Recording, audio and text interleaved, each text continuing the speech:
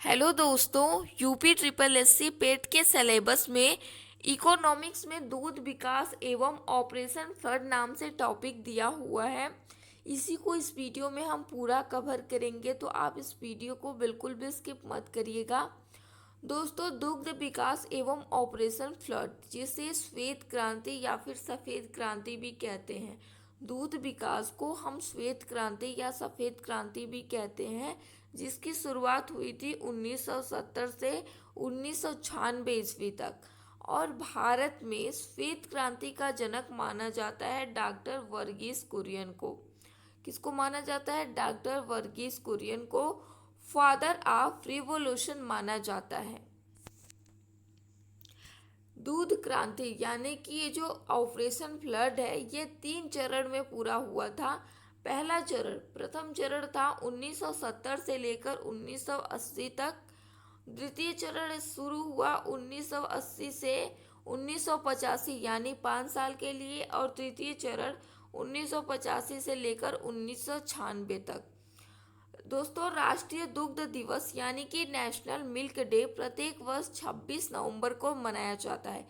ये भी प्रश्न पूछा जाता है कि राष्ट्रीय दूध दिवस या फिर नेशनल मिल्क डे कब मनाया जाता है? 26 नवंबर को। गुजरात के आनंद में स्थित अमूल डेयरी तथा राजस्थान की सरस डेयरी श्वेत क्रांति में आत्मनिर्भरता के उत्कृष्ट उदाहरण हैं।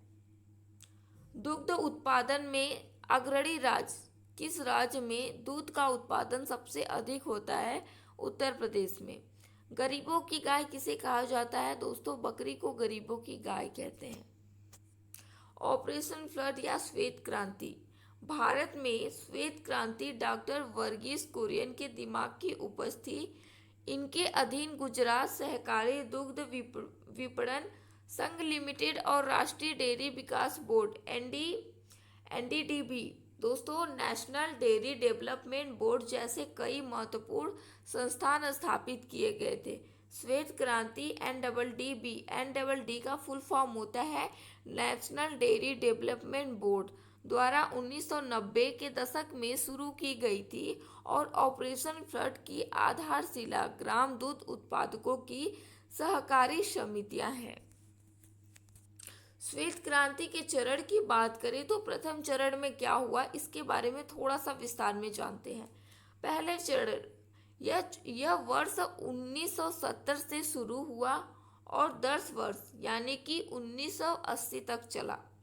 इस चरण को विश्व खाद्य कार्यक्रम के माध्यम से यूरोपीय संघ द्वारा दान किए गए बटर, ऑयल और स्किम्ड मिल्क पाउडर की बिक्री से वित्तीय पोषण किया गया था, जो पहला चरण था।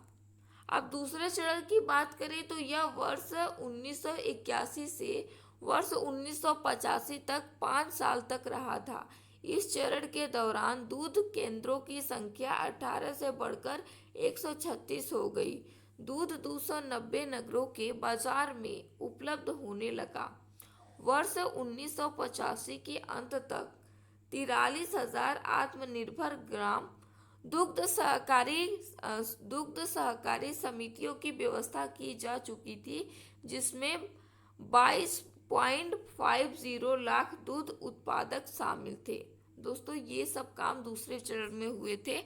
तीसरे चरण की बात करें तो यह भी लगभग 10 वर्ष यानी कि वर्ष 1985 से वर्ष 1996 तक चला था। इस चरण में डेयरी सरकारी समितियों का विस्तार करने में सक्षम बनाया गया और कार्यक्रम को अंतिम रूप दिया गया। इसने दूध की बढ़ती मात्रा की खरीद, बाजार के लिए आवश्यक बुनियादी ढांचे को भी मजबूत किया। ये तीसरा चरण था। श्वेत क्रांति के उद्देश्य क्या हैं? दूध उत्पादन में वृद्धि, ग्रामीण क्षेत्र की आय में वृद्धि, उपभोक्ताओं को उचित दाम पर दूध उपलब्ध कराना। उपभोक्ताओं को, जिनको दूध की जरूरत है, उनको एक उचित दाम पर दूध उपलब्ध कराना। श्वेत क्रांति के महत्व, इसने डेयरी किसानों को अपने स्वयं के हाथों बनाए गए संसाधनों पर नियंत्रण रखने के लिए अपने स्वयं के विकास को निर्देशित करने में मदद की। दूसरा पॉइंट है, इससे वर्ष 2016-17 में भारत को विश्व में सबसे बड़ा दूध का उत्पादक बनने में मदद की। हमारा अपना जो देश है भारत, ये पूरे विश्व में दूध के लिए जाना जाता है। मतलब कि यहाँ पर सबसे ज़्यादा दूध का उत्पादन किया जाता है भारत में। वर्तमान में भारत विश्व का सबसे बड़ा दुग्ध उत्पादक है, जिसका वैश्विक उत्पादन 22% है। यानी कि यहाँ पर हर वर्ष 22% दूध उत्पादन अकेले होता है। दोस्तों, अब कुछ अन्य महत्वपूर्ण क्रांतियों की बात करें तो जो कि आपके सिलेबस में तो नहीं है लेकिन परीक्षाओं में पूछ लिया जाता है, तो आप इसे भी जरूर ध्यान दीजिएगा। पीली क्रांति ये तिलहनी फसलों से संबंधित होती है, जैसे कि जिससे तेल निकलते हैं। आपका सूर्यमुखी हो गया, सरसों हो गया, उसके साथ तिल हो गया, ये सभी क्या है, ये सभी तिलहनी फसलें हैं, तो इसे पीली क्रांति के अंतर्गत आते हैं। गोल क्रांति आलू उत्पादन से संबंधित है। लाल क्रांति टमाटर और मांस उत्पादन से संबंधित है। दोस्तों, पीली क्रांति, ये जो तेल होता है ये पीला होता है, सरसों का फूल पीला होता है, तो आप ऐसे ट्रिक से याद कर सकते हैं। गोल क्रांति, आलू गोल होता है तो आलू गोल क्रांति। लाल क्रांति, टमाटर और मांस दोनों लाल होते हैं, इसीलिए लाल क्रांति टमाटर और मांस को लेके मतलब इनसे संबंधित है। नीली क्रांति मछली तथा समुद्री उत्पाद से संबंधित है। समुद्र का पानी नीला होता है, तो आप ऐसे इसको याद कर सकते हैं। गुलाबी क्रांति, दोस्तों ये वीडियो स्पेशली तो यूपी ट्रिपल एस सी पेट के लिए बनाई गई है, लेकिन आपका कोई अदर एग्ज़ाम भी है तो भी आप इस वीडियो को ज़रूर देखिएगा, क्योंकि यहीं से प्रश्न पूछे जाते हैं। ये कोई अलग से वीडियो नहीं है दोस्तों, क्योंकि जितने भी मतलब किसी भी एग्ज़ाम में क्वेश्चन पूछा जाएगा अगर श्वेत क्रांति से, तो यही सब क्वेश्चन पूछे जाएंगे। अब गुलाबी क्रांति की बात करें तो झींगा मछली उत्पादन से संबंधित होती है गुलाबी क्रांति। सुनहरी क्रांति फल उत्पादन से संबंधित है। भूरी क्रांति कृषि एवं उर्वरक रसायन से संबंधित है। रजत क्रांति अंडा उत्पादन तथा मुर्गी पालन। सफेद क्रांति जो संबंधित है वो दूध उत्पादन से है, लेकिन रजत क्रांति जो है वो अंडा उत्पादन तथा मुर्गी पालन से संबंधित है। व्हाइट गोल्ड क्रांति की बात करें तो ये कपास के उत्पादन से संबंधित है। ग्रीन गोल्ड क्रांति चाय उत्पादन से संबंधित है। स्वर्ण रेखा क्रांति जूट उत्पादन से संबंधित है। और हरित सोना क्रांति बांस उत्पादन से संबंधित है। दोस्तों, इसके अलावा भी परामनी क्रांति ये जो है आपका भिंडी उत्पादन से संबंधित है। सेफ्रॉन क्रांति आपका केसर उत्पादन से संबंधित है। ऐसे ही कुछ महत्वपूर्ण क्रांतियां हैं। अब बात करते हैं इंद्रधनुषी क्रांति। दोस्तों, इंद्रधनुष में 7 रंग होते हैं, आपने देखा होगा बनते हुए इंद्रधनुष को भी।